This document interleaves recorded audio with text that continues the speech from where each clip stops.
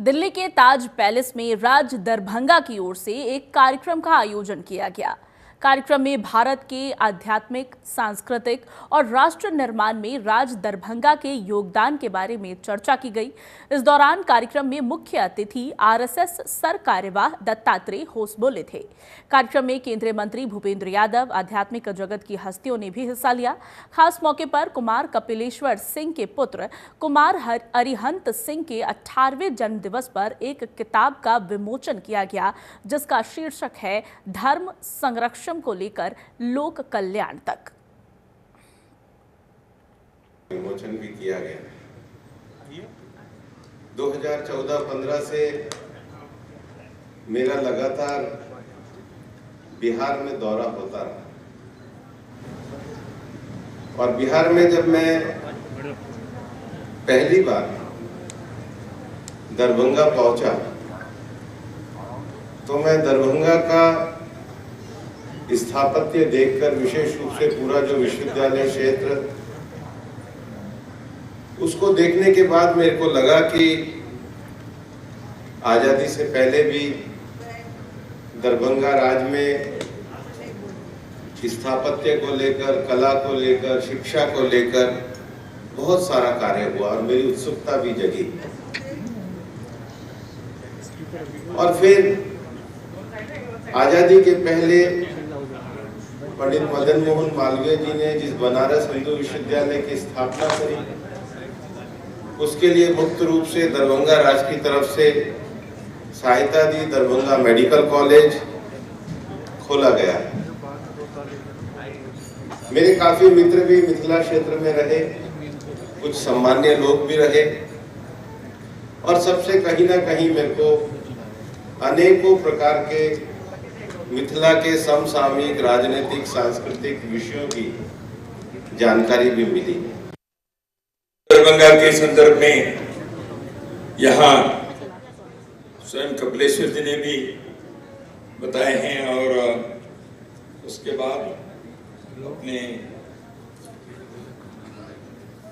भूपेंद्र जी ने भी कई विषयों के संदर्भ में यहाँ आपने कहा ही है, इसलिए मुझे उन चीजों को पुनरुक्ति करने नहीं चाहिए। लेकिन जो खंडवा वंश के 1573 में महामहोपाध्याय महेश ठाकुर जी के द्वारा दरभंगा राज्य की स्थापना हुई, मिथिला जिसको कहा गया, सरकार तिरहुत वर्ज के उस समय उसकी सीमा भी जो तय हुई, असंगत असंग, पूर्व से महानदी, पश्चिम में गंडकी, उत्तर में हिमालय और दक्षिण में वाराणसी तक, ऐसे एक मिथिला की भूमि पूर्व में मधुबनी के पास भूरग्राम में इसकी राजधानी रही है और बाद में कालांतर में दरभंगा में स्थानांतरित होकर दरभंगा एक विश्व प्रसिद्ध राजधानी के रूप में विकसित हो गई।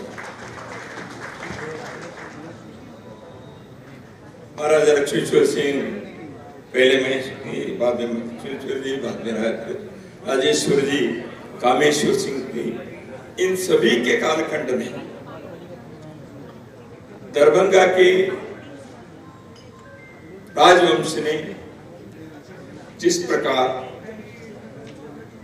प्रजावत्सल कार्य किए, लोकहित के कार्य किए, समाज की उन्नति के विविध प्रकार के जो उपक्रम उन्होंने चलाए, यह एक अद्भुत रोचक इतिहास है, प्रेरणादायी है। के राजवंश ने जैसे कार्य किया, अभी जिसका उल्लेख किया, शिक्षा के क्षेत्र में, संस्कृति के क्षेत्र के, धर्म के क्षेत्र में,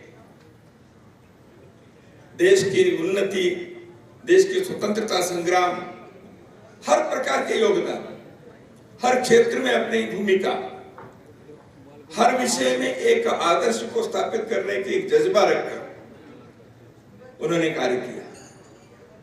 मैसूर के महाराजा ने भी ऐसी की। आज मैसूर में यदि आप कृष्णराज सागर के वो डैम देखते हैं, वृंदावन गार्डन देखते हैं, हजारों एकड़ भूमि के जो सिंचाई के कार्य हुआ है वो देखते हैं, यदि मैसूर में सबसे पहले सारे एशिया में 1905 में बिजली का उत्पाद हुआ, इसके पीछे वहां के महाराजा के कार्य थे।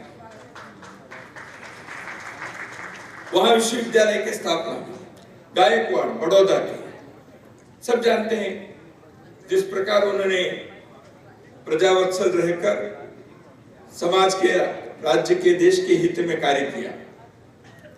राजा हरि सिंह जी कितने प्रकार के संस्कृत के श्रेष्ठ ग्रंथों के उन्होंने पुनर्मुद्रण करवा के लोगों को पहुंचवाने का किया। मैसूर महाराजा जयचाम राजेंद्र वडेयर विश्व हिंदू परिषद की स्थापना के पीछे उनके अहम भूमिका है, प्रथम अध्यक्ष हो रहे। राज दरभंगा के यहाँ के राजश्री ने भी भारत धर्म महामंडल की स्थापना की। कारण वही था, हिंदुओं के एक संगठन करना चाहिए, हिंदू धर्म की रक्षा होनी चाहिए, उसके प्रचार होना चाहिए। इसलिए उन्होंने दिल्ली में, कोलकाता में, प्रयाग में हिंदू सम्मेलन के भी आयोजन करवाए।